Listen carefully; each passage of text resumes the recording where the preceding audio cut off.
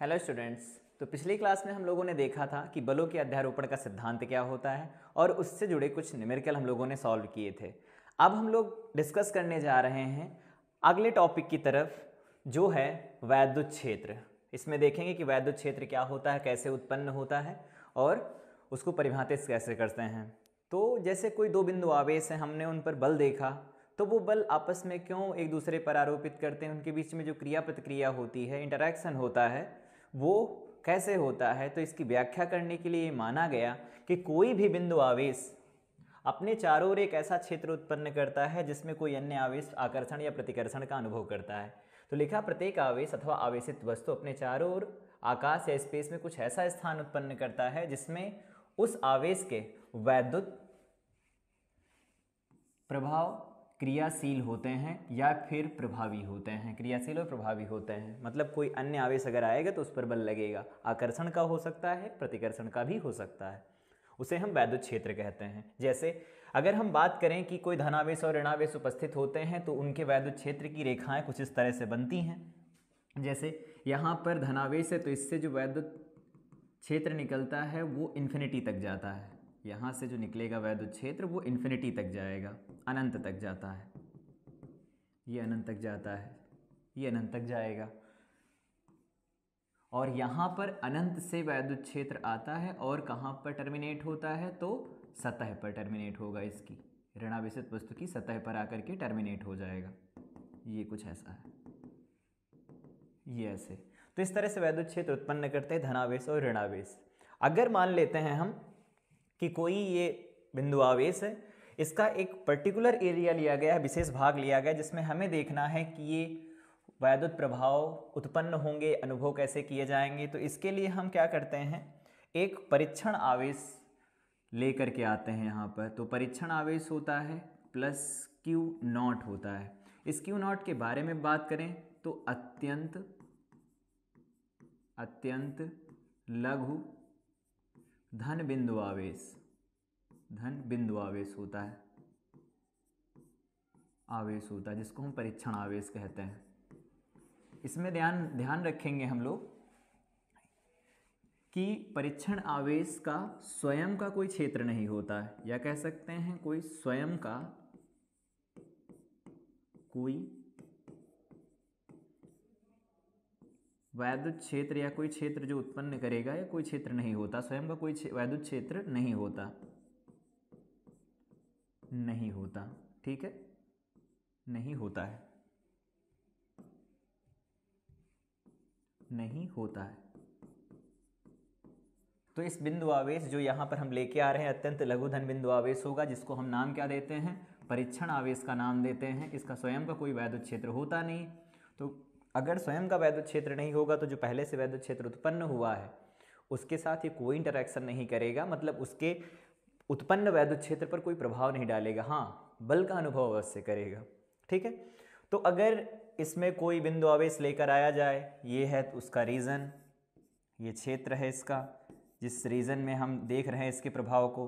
तो इस क्षेत्र में चारों तरफ अगर कोई बिंदु आवेश लेकर आया जाएगा तो उस पर आकर्षण का अनुभव होगा या प्रतिकर्षण लगेगा। तो अन्य बिंदु आवेश जो लेकर आ रहे हैं हम, धन बिंदु आवेश, इस पर या तो आकर्षण का बल लगेगा या प्रतिकर्षण अथवा आकर्षण के बल का ये अनुभव करता है, या फिर आकर्षण बल का अनुभव करता है। तो किसी आवेश के चारों ओर का वह क्षेत्र या किसी आवेशित वस्तु के चारों ओर का वह क्षेत्र जिसमें उस वस्तु पर लगने वाले जो प्रभाव होते हैं, वैद्युत प्रभाव, या उससे उत्पन्न होने वाले वैद्युत प्रभाव जो होते हैं क्रियाशील प्रभावी होते हैं, उसे हम वैद्युत क्षेत्र कहते हैं। ठीक है, तो ये वैद्युत क्षेत्र की डेफिनेशन थी सिर्फ। अब अगर यहाँ पर एक पॉइंट डिस्कस करें कि वैद्युत क्षेत्र कहाँ ज़्यादा होता है, कहाँ कम होता है, तो अगर दो बिंदु आवेश बहुत पास होते हैं तो उनके बीच बल ज़्यादा लगता है, तो बल के प्रतिकर्षण और आकर्षण के मान बढ़ जाएंगे। लेकिन हम क्या करते हैं कि किसी भी बिंदु पर अगर क्षेत्र की वैल्यू निकालें तो हर जगह पर क्षेत्र का मान तो समान होगा नहीं, या उसकी तीव्रता को अगर परिभाषित करें तो हर बिंदु पर तीव्रता तो समान होगी नहीं। तो इसके लिए हम वैद्युत क्षेत्र पढ़ते तो हैं, पर वैद्युत क्षेत्र की तीव्रता किस बिंदु पर कैसी है वो पढ़ते हैं। तो अगला हम वैद्युत क्षेत्र को वैद्युत क्षेत्र की तीव्रता के रूप में पढ़ना चाहते हैं। तो अगला टर्म है वैद्युत क्षेत्र की तीव्रता। इंटेंसिटी ऑफ इलेक्ट्रिक फील्ड, ये कैसे होती है? जैसे हम लोगों ने कहा कि कोई वैद्युत क्षेत्र उत्पन्न किया गया है, तो वैद्युत क्षेत्र जो उत्पन्न किया जाता है, कहते हैं किसी भी बिंदु पर वैद्युत क्षेत्र की जो तीव्रता होती है उस पर रखे परीक्षण आवेश पर लगने वाले बल तथा परीक्षण आवेश Q0 के परिणाम के अनुपात के बराबर होती है। इसे कैसे लिखा जा सकता है? अगर हम वैद्युत क्षेत्र की तीव्रता, वैद्युत क्षेत्र की तीव्रता, वैद्युत क्षेत्र की तीव्रता जिसको हम कैपिटल E से लिखा करते हैं, वेक्टर फॉर्म में लिखें तो E वेक्टर लिख सकते हैं, इज इक्वल टू निकल के आता है यहाँ पर F वेक्टर डिवाइडेड बाय, यहाँ पर परीक्षण आवेश लिख रहे हैं तो हम लोगों ने अभी बात की परीक्षण आवेश क्या होता है। परीक्षण आवेश यहाँ से देख सकते हैं, परीक्षण आवेश जो होता है वो अत्यंत धन बिंदु आवेश होता है, अत्यंत धन बिंदु आवेश होता है जिसका स्वयं का वैद्युत क्षेत्र नहीं होता। तो अगर हम यहाँ बात करते हैं कि वैद्युत क्षेत्र की तीव्रता को E से लिखते हैं तो F वेक्टर लिख दिया, यहाँ पर हम परीक्षण आवेश Q0 लिखेंगे, कह रहे हैं इसके अनुपात के बराबर होती है। और इसको परीक्षण आवेश लिखने के लिए यहाँ पर हम एक टर्म यूज़ करते हैं लिमिट, और यहाँ लगा देते हैं जो Q की वैल्यू है, ये जो Q की वैल्यू निकल के आ रही है Q0 की, वो टेंडिंग टू 0 की तरफ जा रही, मतलब बहुत छोटा आवेश, इसका खुद का स्वयं का कोई वैद्युत क्षेत्र नहीं है। इसको इन जनरल अगर हम लिखना चाहें बल के साथ रिलेट करके, तो बल के साथ रिलेट करके इसे ऐसे भी लिखा जा सकता है F वेक्टर बराबर Q0 इंटू E वेक्टर। इस तरह से भी लिख सकते हैं हम बल के रूप में कि अगर कोई Q0 बिंदु आवेश है, परीक्षण बिंदु आवेश E वैद्युत क्षेत्र में रखा जाता है तो उस पर जो बल लगता है Q0 इंटू E लगता है। अगर बात करते हैं हम इसके मात्रक की, तो मात्रक क्या हो जाएगा? बल का मात्रक न्यूटन, और यहाँ पर आवेश का मात्रक क्या हो जाएगा? कूलाम। तो ये बन जाएगा न्यूटन प्रति कूलाम। इसका एक अन्य मात्रक भी होता है, यहाँ हम लिख देते हैं मात्रक। तो मात्रक में पहला मात्रक हम लोगों ने लिखा है न्यूटन प्रति कूलाम, या एक अन्य मात्रक होता है जिसे हम लोग आगे देखेंगे वोल्ट प्रति मीटर। वोल्ट प्रति मीटर भी एक अन्य मात्रक होता है, ये हम लोग आगे देखेंगे जो वैद्युत विभव पढ़ेंगे, ठीक है। अब बात करते हैं कि इसका विमीय सूत्र क्या होता है। तो हम विमीय सूत्र के बारे में बात करें तो विमा लिख देते हैं, क्या आएगी इसकी? तो विमा निकालते हैं सबसे पहले। तो विमा निकालेंगे तो F की विमा बटे Q0 की विमा। तो F की विमा जो होती है वो होती है MLT-2, और यहाँ पर बटे में अगर लिखेंगे तो Q0 की विमा लिखेंगे। तो हम लोगों ने पहले ही क्लास में देखा था आवेश का विमीय सूत्र AT होता है, बराबर यहाँ से देखो M लिखा जाएगा, ये वैल्यू हो गई M की, और M के साथ में आएगा L, यहाँ पर सिंगल L है, यहाँ पर T-2 है, T ऊपर जाएगा -1 बनेगा तो बन जाएगा T-3, और A ऊपर जाएगा तो बन जाएगा -1। तो ये आ जाएगा इसका विमीय सूत्र। तो पेपर में ऑब्जेक्टिव क्वेश्चन में पूछा भी गया है इसका मात्रक क्या होता है, तो न्यूटन प्रति कूलाम ऑप्शन में है तो ठीक है, नहीं है तो वोल्ट प्रति मीटर हम टिक करेंगे, ठीक है, कई बार पेपर में आया है। और इसका विमीय सूत्र भी हम याद रखेंगे MLT-3 A-1, ठीक। इतनी बातें इसमें याद रखनी है कि कोई भी अगर बिंदु आवेश है जिसके कारण अगर हमें उस पर लगने वाला वैद्युत बल निकालना हो, तो हम बल निकालने के लिए जो फार्मूला प्रयोग करते हैं F वेक्टर बराबर Q0 लगाते हैं, या वैद्युत क्षेत्र निकालना हो उस पर बल दिया गया हो तो F बटा Q0 या F बटा Q से हम E का मान निकाल लेते हैं, ठीक है। आगे बढ़ते हैं हम लोग, देखते हैं एक छोटे से डेरिवेशन को कि बिंदु आवेश के कारण जो वैद्युत क्षेत्र होता है उसे कैसे लिखा जा सकता है। तो अगर बिंदु आवेश के कारण वैद्युत क्षेत्र लिखें तो हमने यहाँ पर दो बिंदु आवेश अलग अलग लिए हैं।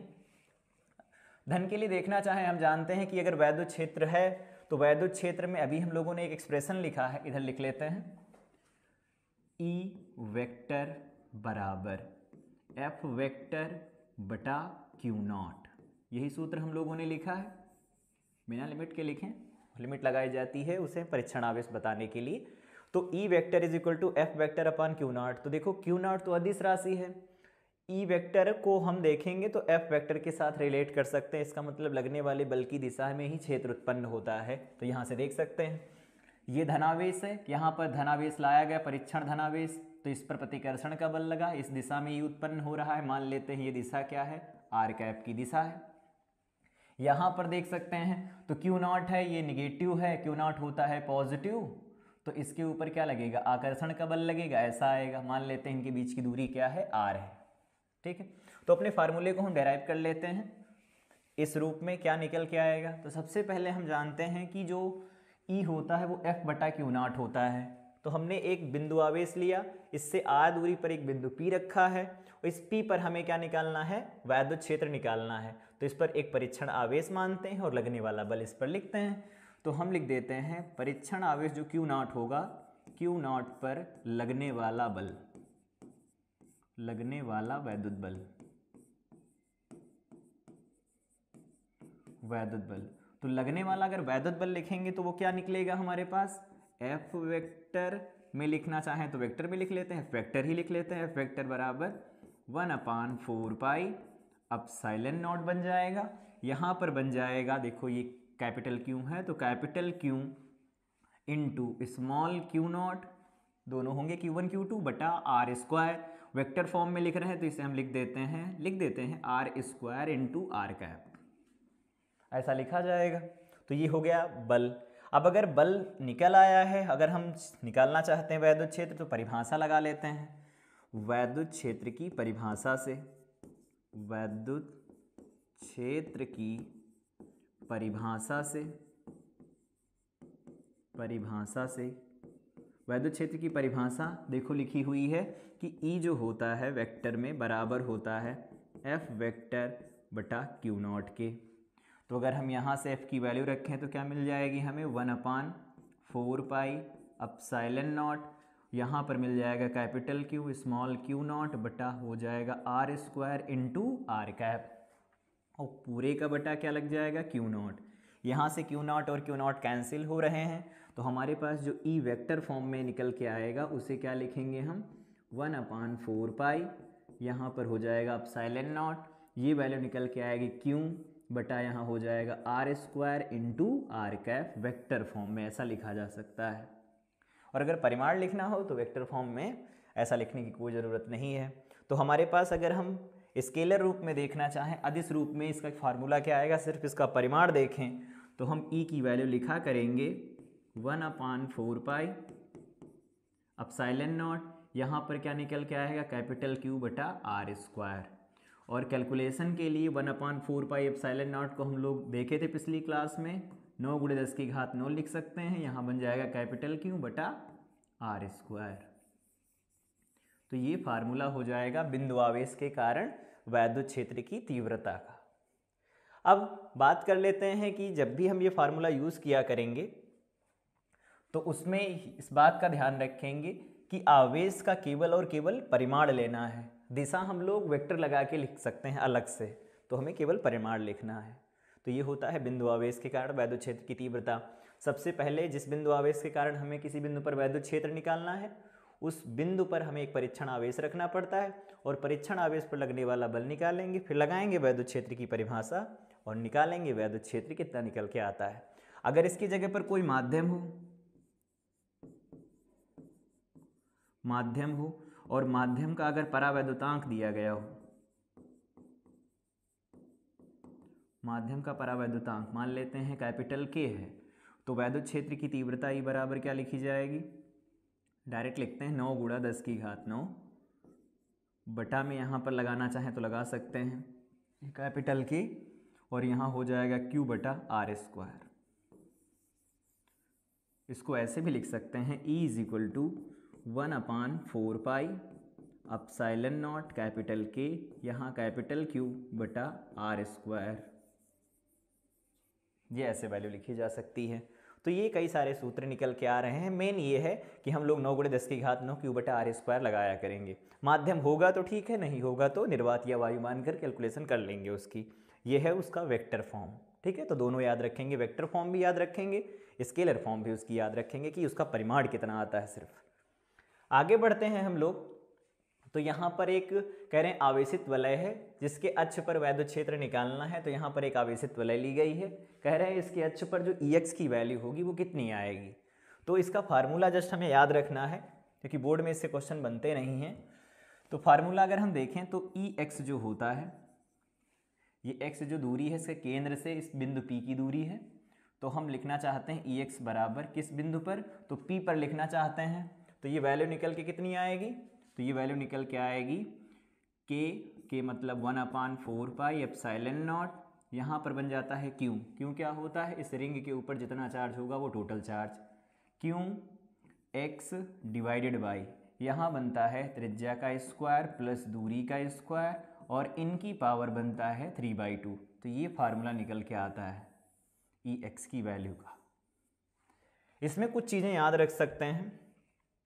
अगर हमें इसे अधिकतम करना है, न्यूनतम करना है, तो जब हम D E x by D x करते हैं और फिर उसे हम 0 करते हैं, तो यहाँ से हमें निकल के मिलता है x की वैल्यू प्लस माइनस r/√2 मिलता है। मतलब इन सब पर ये अधिकतम और न्यूनतम बनता है। इसकी अधिकतम वैल्यू अगर हम लिखें, ई एक्स की मैक्सिमम वैल्यू अगर हम लिखना चाहें, मैक्सिमम वैल्यू अधिकतम मान, तो वो होता है 2/3√3, यहाँ पर बन जाता है 1/4 पाई एप्सिलॉन नॉट, यहाँ पर हम लिख देंगे टोटल आवेश कितना है इसके ऊपर, तो वो है स्मॉल क्यू, और बटा में हो जाएगा त्रिज्या का स्क्वायर, ये होता है अधिकतम मान। ठीक है, इसका ग्राफ अगर देखें तो ग्राफ कुछ ऐसे चलता है, ये ऐसा है, ये ऐसा है, ग्राफ कुछ ऐसे चलता है। केंद्र पर देखेंगे तो ये निकल के कुछ ऐसे आएगा, ऐसे, और इधर चलाएंगे कुछ ऐसा ग्राफ बनता है।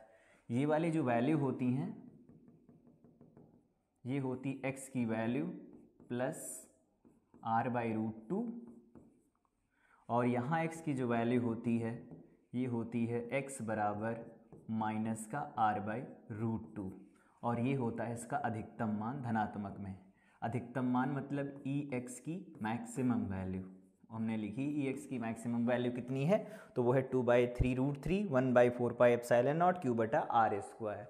तो इसका फार्मूला है, जस्ट इसे याद रख सकते हैं। ठीक है, आगे हम लोग देखते हैं कि अगर एक से ज़्यादा बिंदु आवेश उपस्थित हों तो उनके कारण किसी एक बिंदु पर वैद्युत क्षेत्र की तीव्रता का सूत्र कैसे लिखा जाता है।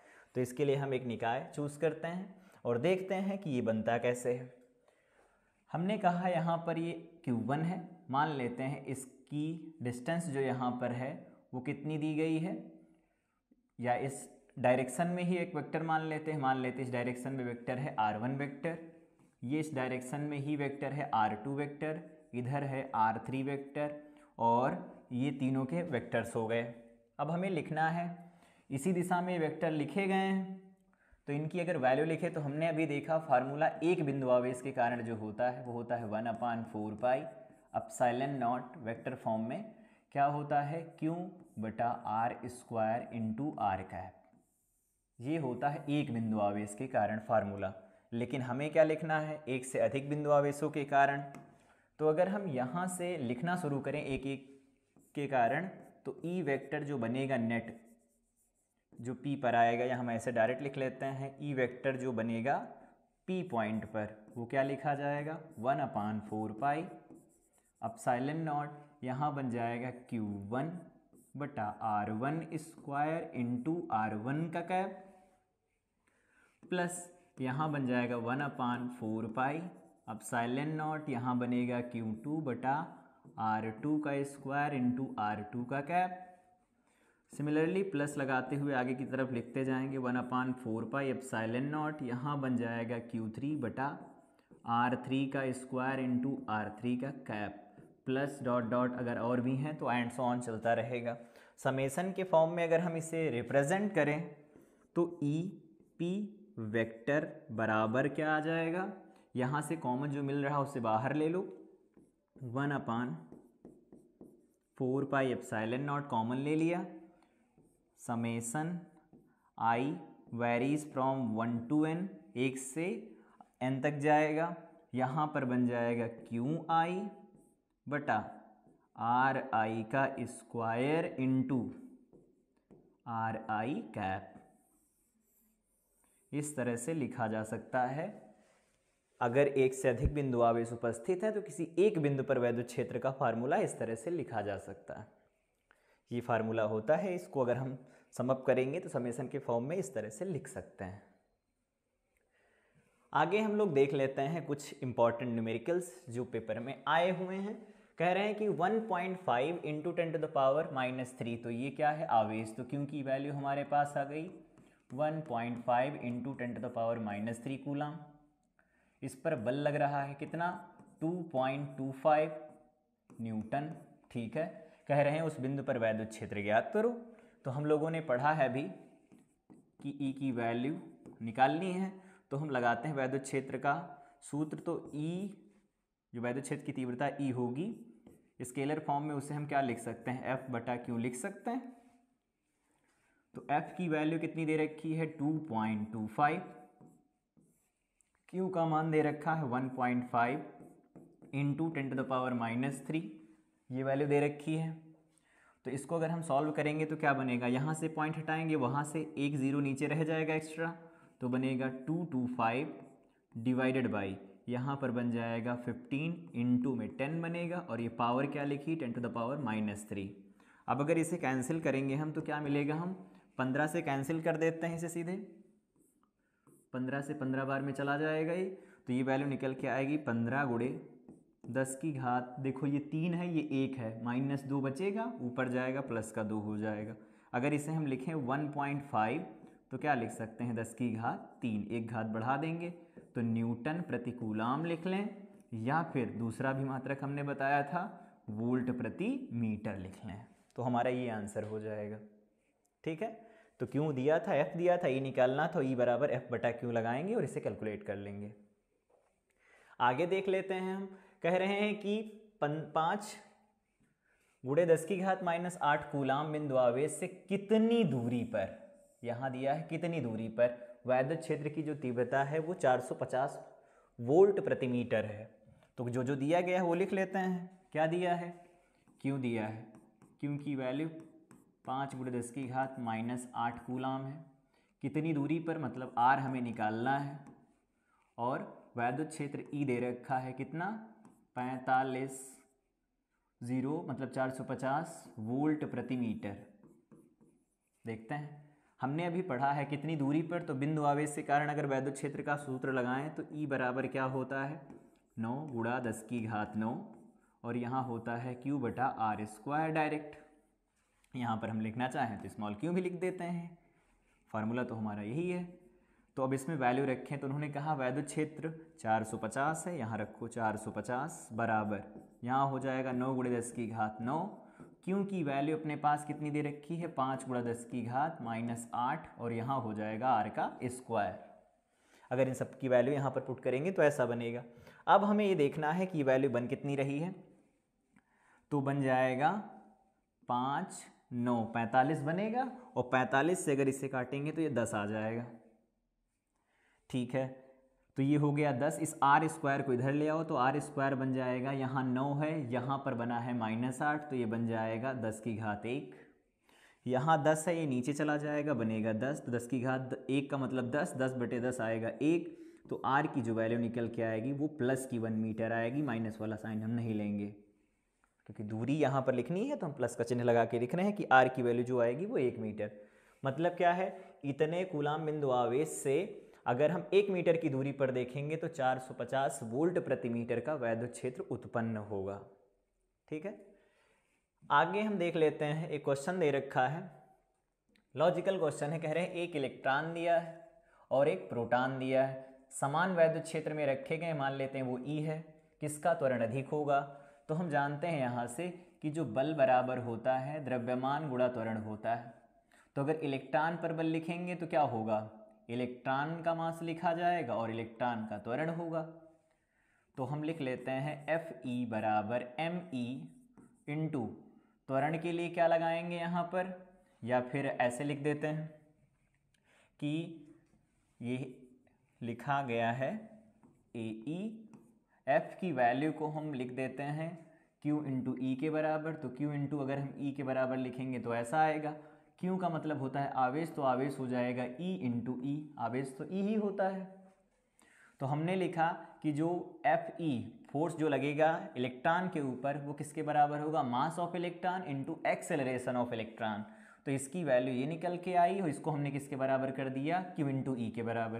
तो हमारे पास निकल के क्या आ रहा है, ई की जो वैल्यू निकल के आएगी वो किसके बराबर हो जाएगी, तो आएगा E कैपिटल E बटा ME। तो ये हो गया इलेक्ट्रॉन का त्वरण। अगर हम प्रोटॉन का त्वरण लिखें तो क्या आएगा, तो प्रोटॉन का त्वरण लिखेंगे तो उसमें क्या वैल्यू निकल के आएगी, सब कुछ तो सेम ही है, डायरेक्ट लिख लेते हैं। Fp प्रोटॉन पर जो बल लगेगा वो लिखा जाएगा Mp, इंटू में क्या लिखेंगे Ap। तो यहाँ से Ap की जो वैल्यू आएगी, F तो सेम ही है तो E इंटू ई लिख देंगे क्योंकि दोनों पर आवेश तो समान ही होता है, डिवाइडेड बाई यहाँ पर आ जाएगा Mp। अब हमें इनकी तुलना करनी है, तो इनकी तुलना करेंगे तो हमने पहली ही क्लास में बताया था इनके द्रव्यमान के बारे में कि मास ऑफ इलेक्ट्रॉन जो होता है वो होता है 9.1 इंटू 10⁻³ kg, और जो मास ऑफ प्रोटॉन होता है वो होता है 1.6 इंटू 10⁻27 kg। तो अगर हम मास ऑफ इलेक्ट्रॉन देखें तो बहुत कम है, तो मास ऑफ इलेक्ट्रॉन अगर बहुत कम है तो उसका त्वरण ज़्यादा होगा, प्रोटॉन का मास ज़्यादा है तो उसका त्वरण कम होगा। तो यहाँ लिख देते हैं इलेक्ट्रॉन का द्रव्यमान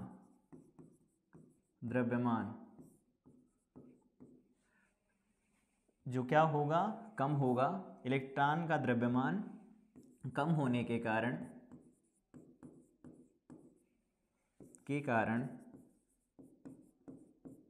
त्वरण अधिक होगा। तो ये हो जाएगा इसका जवाब। ठीक है, इस तरह से हम लोग इसे कर सकते हैं। तुलना करनी थी, देखना सिर्फ था कि द्रव्यमान का अनुपात जैसा होगा उसी के अनुपात में इनका क्या आएगा, उसी के अगर द्रव्यमान ज़्यादा होगा तो त्वरण क्या आएगा, कम आएगा, और द्रव्यमान कम होगा तो त्वरण ज़्यादा आएगा। तो इलेक्ट्रॉन का द्रव्यमान कम था तो त्वरण ज़्यादा हो गया, प्रोटॉन का द्रव्यमान ज़्यादा होता है तो वो त्वरण कम आएगा। ये एक्सप्लेन करके बताना था, 2015 का क्वेश्चन था। अगले क्वेश्चन की तरफ बढ़ते हैं। कह रहे हैं उस वैद्युत क्षेत्र का मान ज्ञात कीजिए जो इतने मिलीग्राम, ये क्या है, इसका द्रव्यमान दिया गया है। द्रव्यमान को हम अगर लिखें तो ये पावर जो लिखी हुई है इसे सही से लिखें तो -3 लिख सकते हैं मिलीग्राम। मिलीग्राम को हम पहले ग्राम में बदलते हैं तो 10⁻³ लगाएंगे। अब ये ग्राम में बदल गया, ग्राम को किलोग्राम में बदलेंगे, -3 और लगाएंगे, अब ये किलोग्राम में है तो वैल्यू कितनी निकल के आएगी, 10 की घात बन जाएगा -9 किलोग्राम। ठीक है, कह रहे हैं 3 इलेक्ट्रॉनिक आवेश है। 3 इलेक्ट्रॉनिक आवेश है मतलब क्यू की वैल्यू किसके बराबर है, 3e के बराबर है। तो 3 इंटू 1.6 इंटू 10⁻, कितना बन जाएगा, -19 कूलाम। तो बनेगा 16×3 = 48। तो अगर हम क्यू की वैल्यू लिखें तो वो निकल के आएगी 4.8 इंटू 10⁻⁻19 कूलाम। होगा ऐसा। अब हमारे पास m दिया है, q दिया है, कह रहे हैं उस वैद्युत क्षेत्र का मान ज्ञात करो जो इसे संतुलित कर सके। तो हम जानते हैं कि कोई भी अगर कण है जिसका द्रव्यमान है तो उस पर भार बल तो लगता ही है। तो भार कितना होता है किसी कण का, तो भार होता है mg के बराबर। यहाँ जो बल लगेगा वैद्युत क्षेत्र में रखेंगे तो लिख देते हैं हम, वैद्युत बल जो लगेगा वो किसके बराबर होता है, f की वैल्यू वो निकल के आती है q इंटू ई के बराबर। संतुलित करना है तो भार बल का मान वैद्युत बल के बराबर होना चाहिए, तो इसके बराबर कर देते हैं और इसे सॉल्व कर देंगे। तो लिख देते हैं संतुलन के लिए अगर हम बात करेंगे तो दोनों बलों को बराबर करें तो F जो होगा किसके बराबर हो जाएगा, mg के।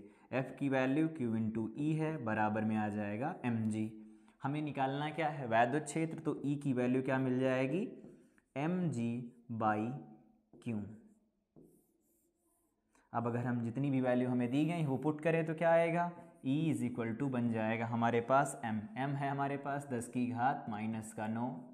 G की वैल्यू कितनी है, तो G की वैल्यू लेना चाहें तो हम लोग 10 ले सकते हैं कैलकुलेशन आसानी के लिए।